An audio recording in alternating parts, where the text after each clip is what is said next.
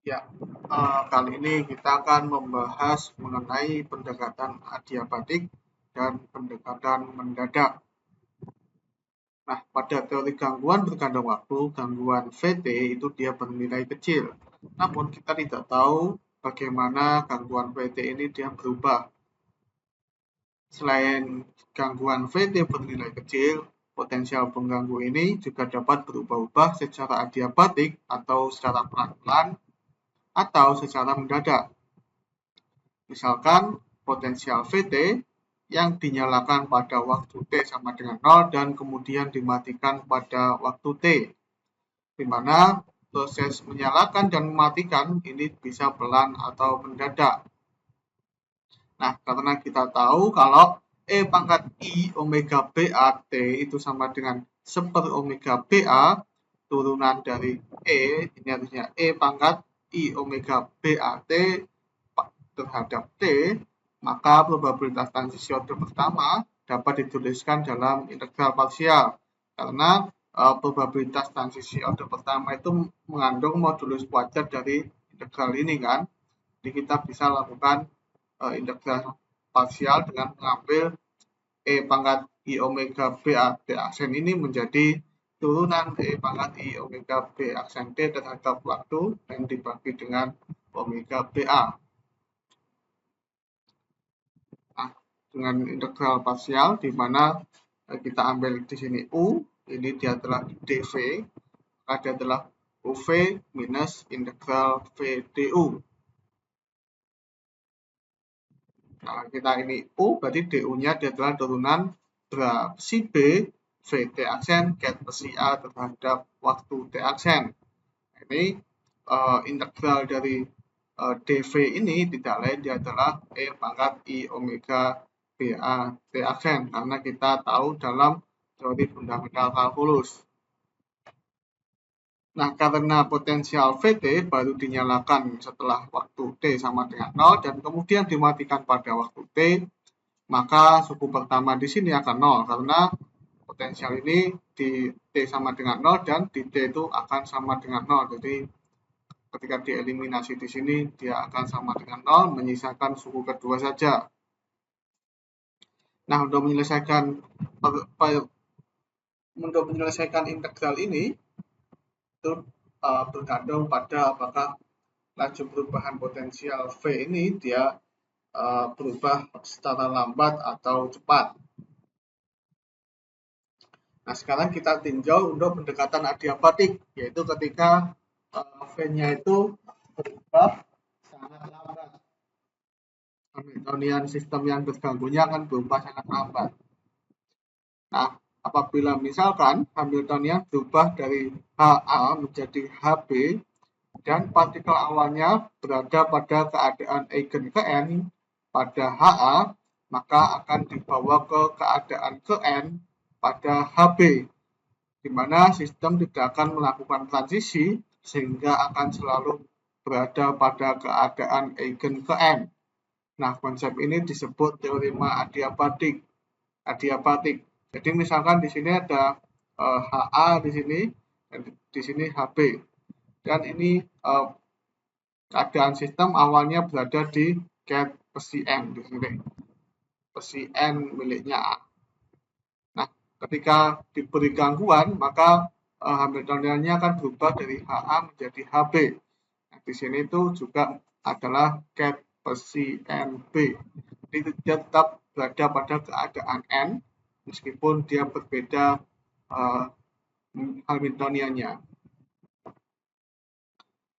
Nah, apabila VT dinyalakan dan dimatikan dengan lambat, maka perubahan dari VT akan sangat mulus dan sangat kecil, sehingga pada waktu T aksen di antara 0 sampai T, suku parsial besi B, VT aksen, get besi A, parsial T aksen, yang merupakan gradien waktu perubahan Hamiltonian sistem dapat dianggap konstan. Jadi kita tahu kalau misalkan di sini, ini adalah Hamiltonian sistem yang dilakukan pengurutan atau dilakukan gangguan secara berlahan. Dengan seakan-akan perubahannya itu konstan gitu. Nah, karena parsial bra besi B VT aksen ket besi A parsial T aksen dianggap konstan, maka turunan itu dapat dikeluarkan dalam integral.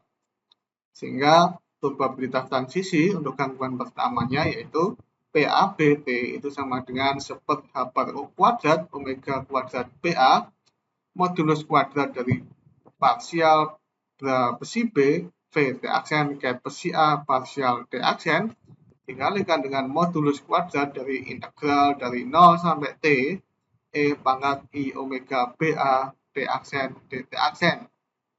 Nah, dalam materi sebelumnya kita tahu bahwa hasil dari modulus kuadrat dari integral ini tidak lain adalah 4 sin kuadrat omega BAT per 2 dibagi dengan omega BA kuadrat.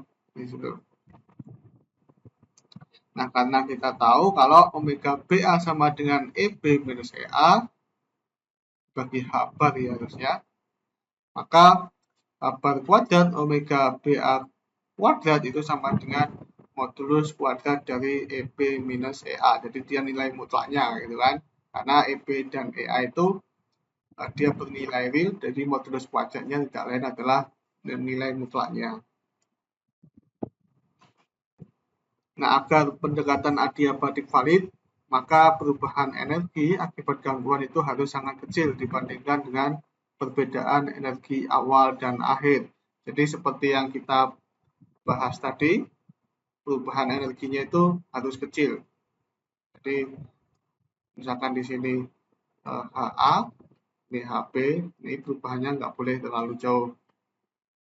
Karena dia pendekatannya secara perlahan-lahan adiabatik. Jadi modulus dari 1 omega BA parsial besi B VT aksen ket besi A parsial T aksen itu harus jauh lebih kecil daripada nilai mutlak dari EB minus EA. Nah, karena kita tahu bahwa sin kuadrat alfa itu nilainya sangat kecil, kecuali alfanya 90 derajat gitu kan, maka pendekatan adiabatik probabilitas transisinya dia akan bernilai kecil, yaitu BAB-nya itu sangat kecil.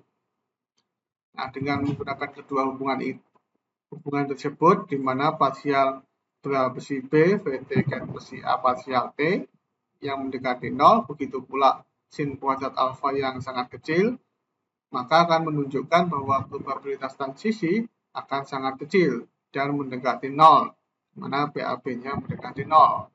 Hal ini menunjukkan bahwa tidak ada transisi yang terjadi ketika gangguan dinyalakan dan dimatikan secara adiabatik. Nah, ini adalah konsep teorema adiabatik yang telah kita bahas sebelumnya. Apabila sistem pada waktu T sama dengan 0 berada pada keadaan ket besi N0 dari H0 dengan energi EN0, maka pada akhirnya pada waktu T dari gangguan adiabatik VT akan ditemukan pada keadaan ket besi NT dengan Hamiltonian baru H sama dengan H0 plus VT dan dengan energi ENT. Jadi keadaannya tetap berada pada keadaan N. Nah, sekarang kita akan membahas mengenai pendekatan mendadak. Apabila Hamiltonian system berubah mendadak dalam waktu interval yang singkat, maka dapat dipastikan fungsi gelombangnya tidak akan berubah dengan waktu yang secepat itu.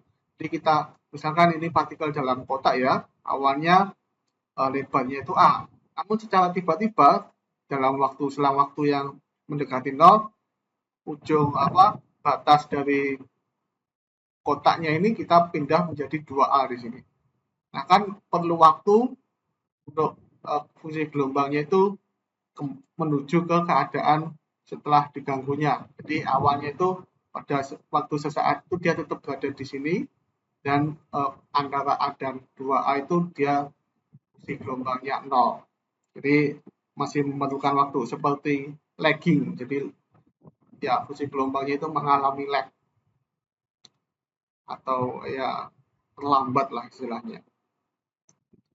Misalkan sebuah sistem yang awalnya berada pada keadaan eigen ket besi A dengan Hamiltonian H0 dan memenuhi persamaan nilai eigen stasioner yaitu H0 ketika dikerjakan pada ket besi A itu sama dengan EA0 ket besi A.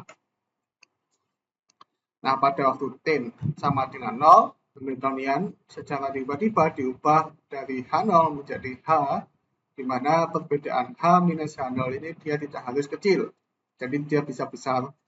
Dan misalkan keadaan ket Vn adalah keadaan eigen dari H, di mana H ket Vn itu sama dengan En ket Vn.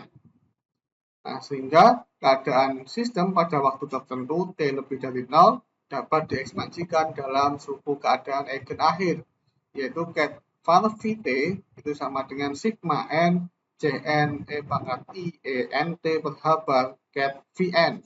Jadi dia diekspansikan dalam suku ket Vn di sini. Karena keadaan awal sistem berada pada keadaan ket besi A dengan Hamiltonian H0, maka dengan syarat kontinuitas pada waktu T sama dengan 0, keadaan sistem harus memiliki yaitu ket var V0 itu sama dengan sigma NCN ket Vn itu harus sama dengan ket besi A. Jadi pada waktu sama dengan 0 kan kita harus memiliki keadaan ket besi A di sini. Dengan demikian, ketika kita mengalihkan dengan bra Vn untuk mendapatkan nilai Cn, yaitu adalah hasil kali dalam antara besi A dengan Vn. Nah, karena probabilitas transisi tidak lain adalah kuadrat dari modulus koefisien ekspansi, maka probabilitas transisi keadaan sistem berubah dari keadaan Km pada H0 menjadi keadaan Kn pada H itu adalah Pmn sama dengan modulus kuadrat dari hasil kali dalam besi M Vn. Nah, sekarang gimana kalau gangguannya secara tiba-tiba dan nilainya sangat kecil? Kalau yang perumusan tadi kan nilainya bebas kan, boleh besar, boleh kecil. Sekarang kalau kita ambil sangat kecil, sehingga kita bisa gunakan teori gangguan.